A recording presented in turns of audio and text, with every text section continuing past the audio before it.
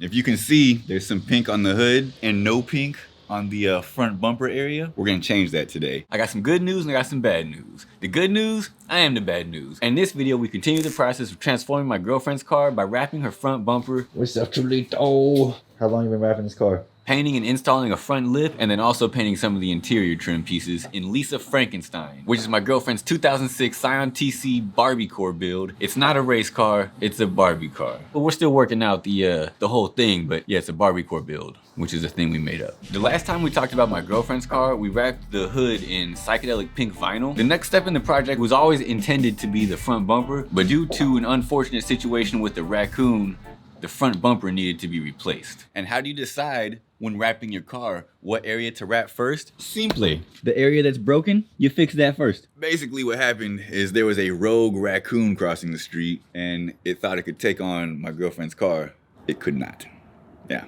Boom. So now we got this purple one from the junkyard, of course. It's because we didn't feel like waiting around for the right color to come through. This one's in pretty good condition, it's just a little dirty. But it didn't necessarily matter because we're gonna wrap it in gloss diamond glitter pink. Disclaimer, this is not a how to wrap your front bumper. This is watch me wrap my girlfriend's front bumper and basically fail my way through the process. The only tools we used were a plastic spreader with some felt tape, a heat gun, and then some really soft like fleece gloves, and obviously a razor to cut your vinyl. So obviously the first thing we had to do was give it a wash because it was from the junkyard, so you know we had to get that funk off of it. And once it was clean, we had to sand it all down because it had some scuffs and scratches. We'll just buff out those scratches later. So we buffed it out with a 400 grit pad on the random orbit sander, which I didn't even have before this project. Oh, look at that! I bought for this project. There was no way I was trying to sand this whole bumper down by hand. Like that was just not gonna happen. So picked up the sander, it like knocked it out so quick. So this is after 400. And we're gonna hit some of these troublesome areas with some 220. Not too bad though, right? I'm like upset that I didn't have it already. Way faster with this guy than this guy. Much preferred. Huh, buddy? After sanding it smooth, there were still some areas that were like gouged that we need to fill in with Bondo. So this is pretty smooth now. It has too much indentation, so we gotta put some Bondo. So basically took plastic spreader without felt tape, obviously. Don't copy the technique because this is literally my first time doing this. So if I'm doing it wrong, that's why.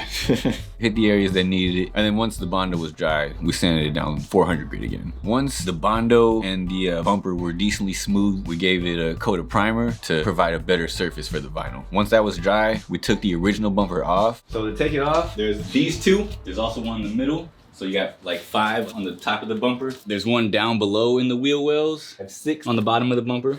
And then one in the wheel well. And this one here, you'll actually have to pull apart the fender liner a little bit to like see this one. And then you stick like a screwdriver up there. And put the junkyard bumper on the car, figuring that it would probably be easier to wrap with the car actually holding the bumper. That may have been true, although the bumper was ridiculously hard to install. In order to install it, it would take me and my girlfriend both like pushing super hard and like, you know, putting in a lot of effort to finally like get it to like click into place. And at the time, we didn't know why. We ended up finding it out. Ding Chang's fault, but more on that later. Since the wrap job was really not all that great, some of the curves of the bumper, I think at my current level of YouTube university, I just wasn't quite ready. Basically, it was like the areas where it looks like there should be some vents, but from the factory, they're blocked off. What the f is that? What are those? And I didn't really know inlays at the time. I made the mistake of not learning how to do that until I had the bumper 60-70% wrapped already, and I wasn't sure how to do those areas. So then I started looking up how to do those areas, and that's when I ended up learning about inlays. We're gonna put an inlay in here somehow. With an inlay, you kind of want to like see where you're gonna have a problem area before you have a problem, and lay your piece down ahead of time so that there's already coverage in the problematic areas. And then when you lay down the big piece, it doesn't have to stretch as far and potentially distort the color, which is what we had because, you know, I don't know what I'm doing.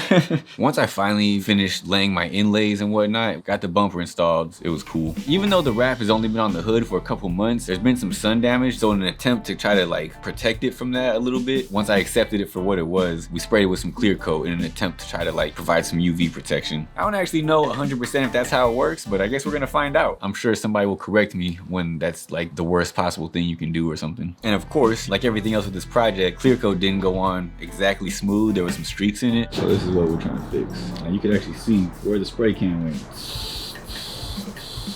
So we buffed those out with some compound, and it was pretty much ready to go after that. Pay no attention to the fact that it's not a very good wrap job in the first place. That's a whole other issue. We can't fix that with polishing compound. The next thing we did was paint some of the dash and center console pieces. We painted the dash pieces Sweet Pea, which is like a pink spray paint, and then we painted the center console gloss black. We ran into some problems when we went to paint the gauge bezel because I don't want to be like, you know, blaming the paint, but like this paint was kind of messed up though. Like it just wouldn't really spray right. Pretty sure something was wrong with this actual can, but it was just coming out super watery. So you see those lines? Gotta sand those down. You know, you could shake it no matter how much you want, and it was just coming out watery and just not right. And so we didn't notice that, unfortunately, until we sprayed it on the piece. So we sanded it back down and then repainted it. The last part of the project was to install the lip. We picked it up at the junkyard a while back. It had been sitting in the garage for a minute because we weren't really ready to install it yet because we wanted to do all this other stuff first. And since the bumper was wrapped, it was time for the lip. It got the same treatment as the bumper, but instead of wrapping it, she wanted to spray paint it with the same pink that we painted the interior pieces and also her spoiler and a couple other parts on the car. Once the clear coat on the lip was dry, we went to go install it and we ran into a major headache. If you remember, I said that the junkyard bumper was a bitch to install. When we went to install the lip, we figured out why. It's not a Toyota part. On the Toyota bumper, there's little markings on the back. You see that little indentation that you just cut out to install the tabs? And that one,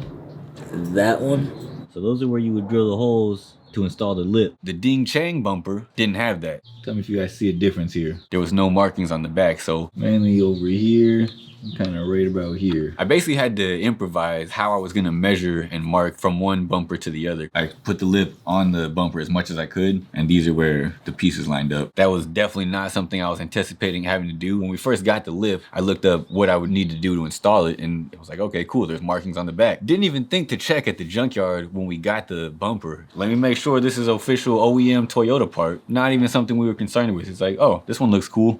Boom. That's a valuable lesson for my junkyard folks, to ensure that the part you're getting is for real OEM part. Because sometimes your OEM part that looks just like a Toyota bumper is actually a Ding Chang bumper. Who the is Ding Chang? Check your parts, definitely. Or, you know, if you're okay with it not being the official one, just understand that it's not the official one, because we didn't even realize it. Anyway, though, so the plan was basically just to like measure 5 times and cut once. What I ended up doing, I basically put these tape templates on that bumper where it actually has little indentations. Taped it from the edge to where the marking was. I outlined the markings on the Toyota bumper and then transferred that to the junkyard bumper as best I could in the most similar fashion I could. I just got my markings and just sent it, you know what I mean? Which I don't necessarily recommend. That's just what I did. Yeah, it's not my car. I used a drill bit on either end of the marking. All right. And then I used a Dremel with the cutoff wheel to like basically connect the dots. Where are these dudes? I cut them a little bit smaller than I thought I needed to, just to make sure if I was wrong, I could adjust up. But like, you know, once you cut too much, you cut too much, you know what I mean? Unfortunately, whether it was user error or just the fact that the bumper is like a slightly different shape and like slightly different dimensions, the lip doesn't really fit the way it's supposed to.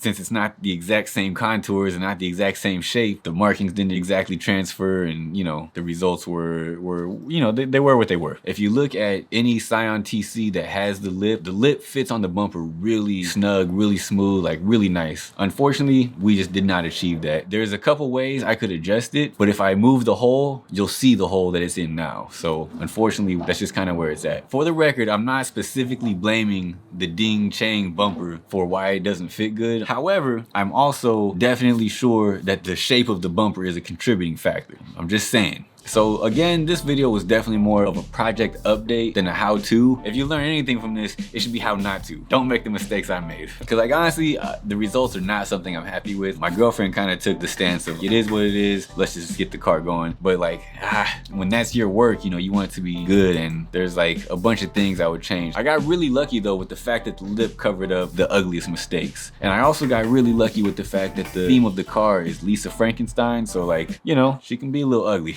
One of the biggest takeaways of this whole project was just to check your junkyard parts, man. If I was just looking for a regular bumper, it would have been fine. But because I needed a bumper that had the markings for the lip, I was screwed. Not to mention the fact that like it ended up just making the whole project a little bit more difficult.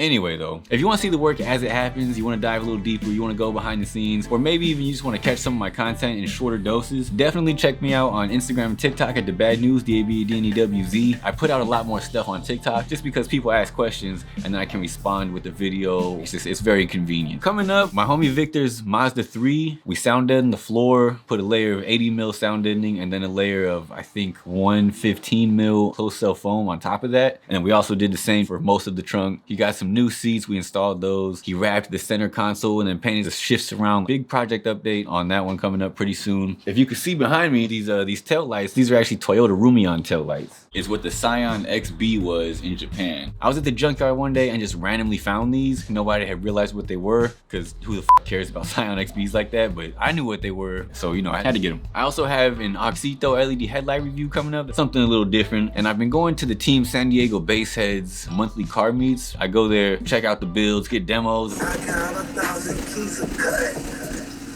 Meet the people in the local basehead scene, you know what I mean? I'm trying to work some of that footage in, so look for some of that coming up pretty soon. Let me know in the comments what you thought about this one. Let me know what you thought about the bumper wrap and the lip install. Was it my fault or was it Ding Chang's fault? I know it's ugly. I know. I already know it's not good, so go ahead, be brutally honest. Like, I don't even like it myself, so, you know, it is what it is. Hopefully, at least the video is worth a like, and if so, go ahead and hit that like button. If this is your first time watching one of my videos and you made it all the way to this point, first of all, big thanks to you. I sincerely mean that. Like, it's kind of hard to click on something that you're unfamiliar with, and to make it all the way to the end, that means a lot to me. Hopefully, I at least earned a like from you. Maybe I earned that you watch another video. Maybe even you subscribe. Consider that one. But yeah, either way, thank you to you, and obviously big shout out to the returning viewers. I think that's pretty much all I got for this one. Until next time, always see the bad news first. Skirt.